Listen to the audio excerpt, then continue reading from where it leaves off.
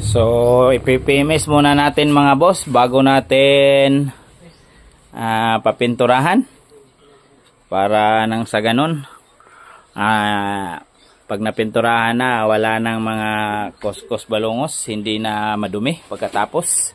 Ang gagamitin nating coolant ay EcoCool Lubri-Gold, and then compatible with diba? Tingnan nyo. And then gagamit tayo ng WIS automatic transmission fluid, kasi since this is automatic. And then gagamitin natin ang genuine parts ng Toyota. So bali 3 cylinder. So gagamitan natin yan ng ano. Nag-antay pa tayo ng oil ng ITF din.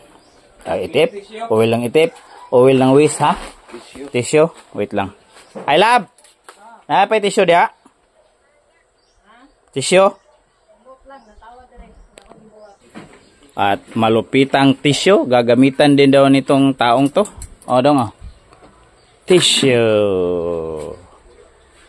Oh, di ba? Yan oh. Parang double BBTI. Double BBTI? Dual. Yan.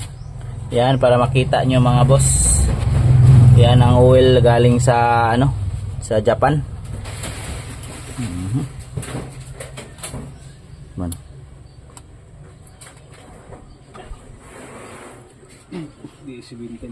Ha? Parehas lang pala sa DA17 mga boss. Haha, kasi RO6 engine. As per our saan to limpyuhan na inyo dong? I-flashing? Ha?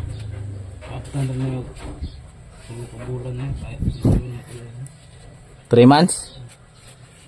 Di na pa after 3 months. After change oil 5W40 sa atong gamiton? Unsa man? Ha? Hindi. Para mo limpyo ang ating ano. This is from Japan pa to, mga boss, oh. So kailangan talagang i-PMS ang ano, mga build natin, para nang sa ganun hindi masimiipit ang ulo ng may-ari. So kayo din na nagmamay-ari ng mga keycars, ugaliin din na magpalit ng ATF, automatic transmission fluid, coolant kung umaabot na ng 50,000 kilometers ang tinakbo ninyo. Man. Grabe ugaw eh. Grabe. Tapos ito na rin. Antay ko pa yung ano, pero parehas tayo ng brand ngayon ng ano gagamitin ng carb cleaner pod. Sige, kuha ko. Parehas tayo ng brand ng oil at saka ETF ang gagamitin natin. Mag-asawa.